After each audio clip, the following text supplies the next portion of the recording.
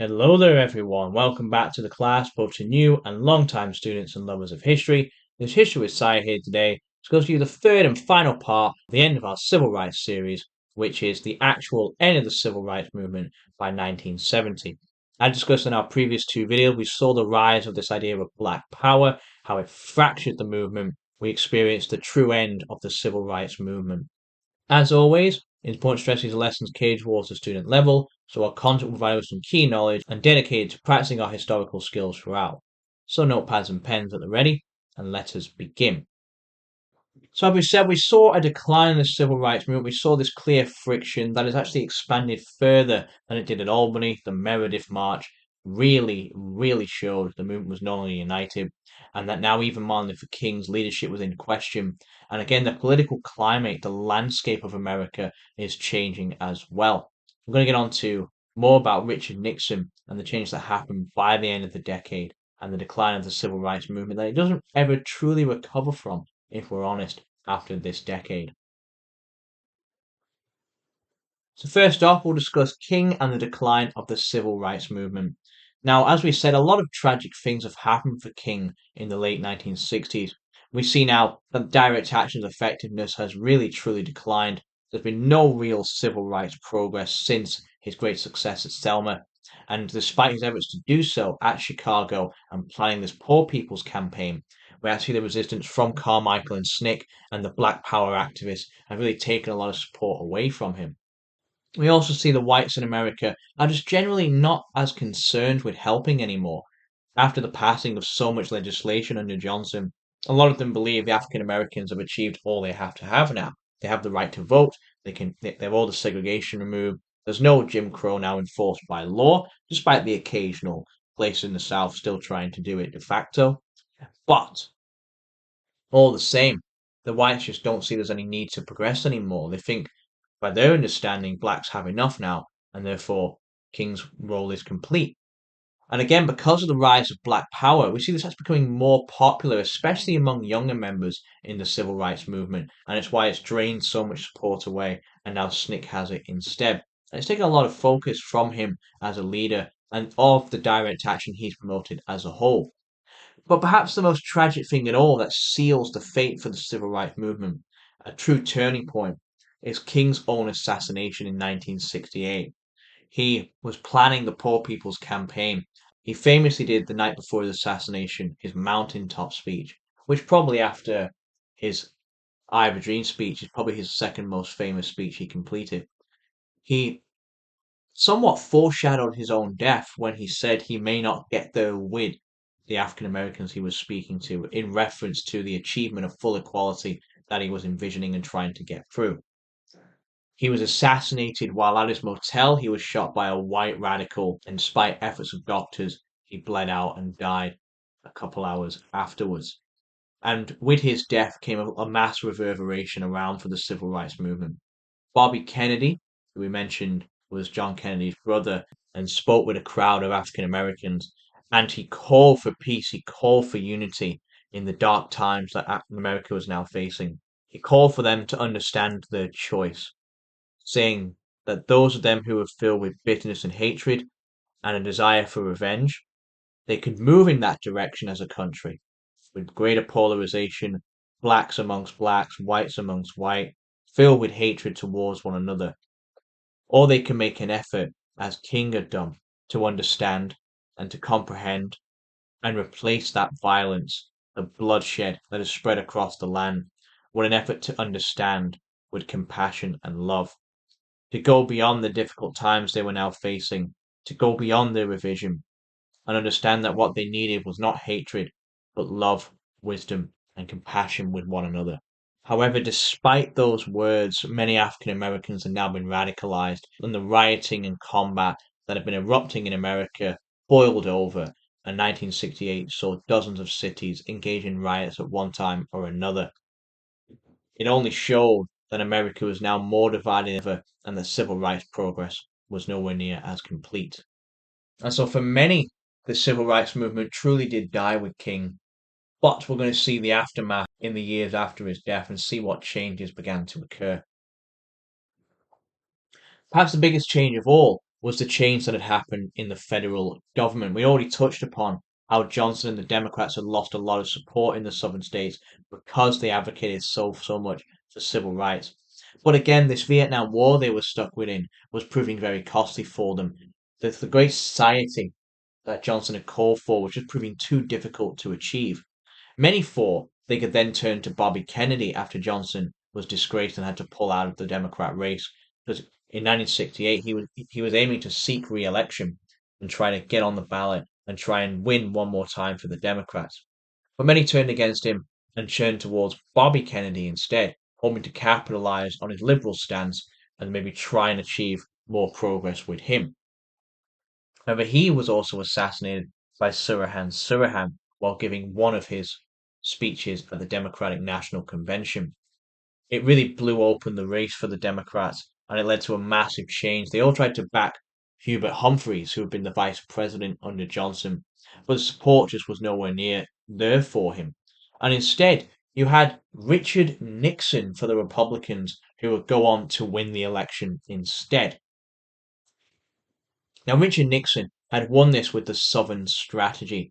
He appealed to the white silent majority in those Southern states, and he effectively managed to convince the white middle class to switch their allegiance from Johnson, from the Democrats, to the Republicans instead.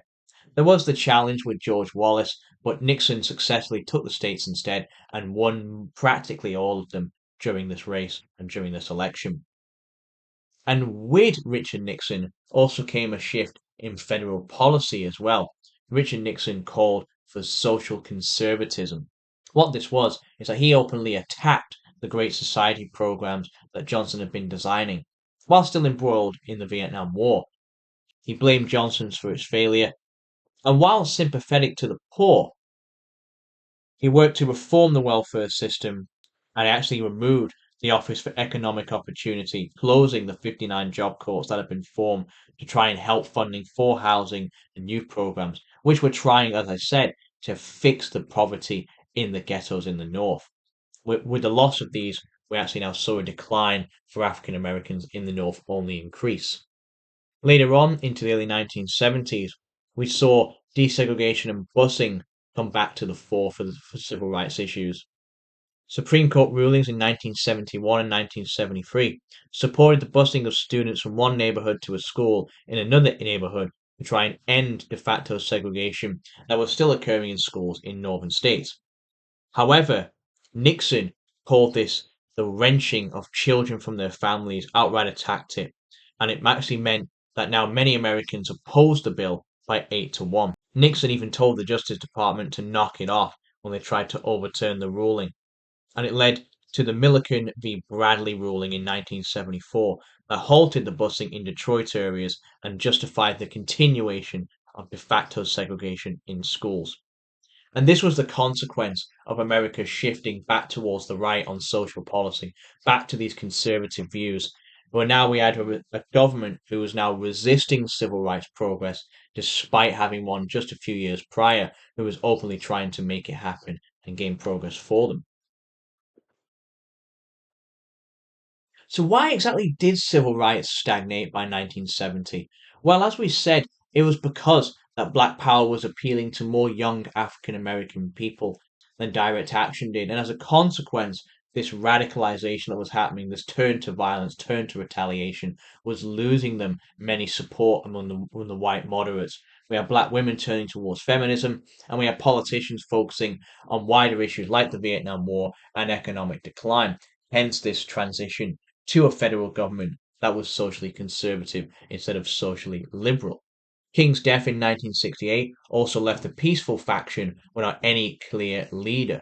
The loss of Malcolm X as well also meant the Black Power movement didn't really have a clear leader either. And so we have a movement with no leader, with no real support among the people it's trying to appeal to. And now we have it with a situation where economic problems are simply too tough to overcome. Things like the Poor People's Campaign do not succeed because they're just seen as too difficult.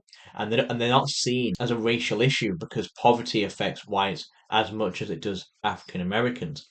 While some of the movement try and port to the disproportionality of this division For instance, that more blacks are unemployed, there are more blacks in prison, there are more blacks below the poverty line, especially in these ghettos in the city. The white moderates no longer see the appeal of it. And so we have in the 1970s statistics like 50% black male teenage unemployment persisting. We have the white flight still carrying on, leaving more ghetto communities run down.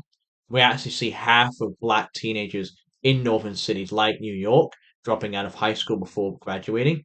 And we also see that blacks are now twice likely to die before reaching adulthood than whites as well, and also four times more likely to be murdered because they get embroiled in gangs, drug dealing, and impoverished conditions. And so, in summary, what is the situation for African Americans by the 1970s? It doesn't feel like they've really achieved much since all that ground they gained in the mid 1960s. We can openly say that they had a lot of political equality now. They had more blacks voting than ever. They had federal enforcement for that, and they had free, clear acts that have secured this. 1964, 1965, and even the 1968 Act as well had all moved motions to try and help African American community. We also had enforced integration now in most places. However, if we look at it from a social and economic perspective, there are clear limitations that still persist. Despite an increase of integration in southern states, there are still many that are de facto segregated because whites are separating of their own accord now, and this includes the North, not just the southern states. We also see educational attainment, as said, is still far below whites. Again, it's going to take time for this to progress, but all the same, it's not been instantaneous, and it seems to remain quite gradual. And we also see economic inequality still remains. They are still behind the white communities, and there's not much they can really do to change that of their own accord. And so these, at the end of our module, appear to be the limits of African American progress. We've had a lot of political opportunity, but it seems division and wider economic problems make it very difficult for social and economic equality to finally rise above and reach the same heights. And that is where we are finishing this three-part series on Black Power and its impact on the civil rights movement. So overall, what do you think there? It appears that actually Black Power, despite all its call for pridefulness and increasing the cultural image of African Americans, has actually not only stagnated civil rights, but maybe damaged it, maybe caused it to to fail. Despite all that progress, all that promise, it grew too big and divisions became too strong, and now it has stagnated here by 1970. In some ways, quite a bleak end for the civil rights movement, and it is quite a shame that it ended this way. But we have to look at the positives. Again, compared to where it was nearly 200 years ago, African Americans were slaves, they had no rights, they weren't even really ratified in the Constitution, they had no property, they had no jobs, they had no real tangible freedoms. But now here we are 200 years on, and maybe it's fair to say that a lot of change, a lot of progress has happened for them. They have more political rights than ever, they actually have property, they actually have a growing middle class, and they have social equality that, while still developing, is developing and is a far cry further than what it was 200 years before. And it's very important to remember then what was said during the March on Washington, that African Americans, they did not want their freedom gradually, they wanted their freedom now. But perhaps de jure, while lawful change could happen now, actual de facto real change was indeed perpetuated to only happen gradually. But what do you think? Let me know in the comments below. Do make sure you subscribe to keep track of this series. We'll finish this with another wrap-up lesson in my following video where we'll take stock of what has happened in our final few decades since the Second World War. And I'll also do a feature piece on Martin Luther King as well, and how try and decide maybe if we can, if he is the linchpin, if he is the most symbolic, true leader, and maybe the most important figure in civil rights progress that we've seen across this 200-year timeline. With all that said, thank you as always for watching. This has been History with Sire, and thank you for listening.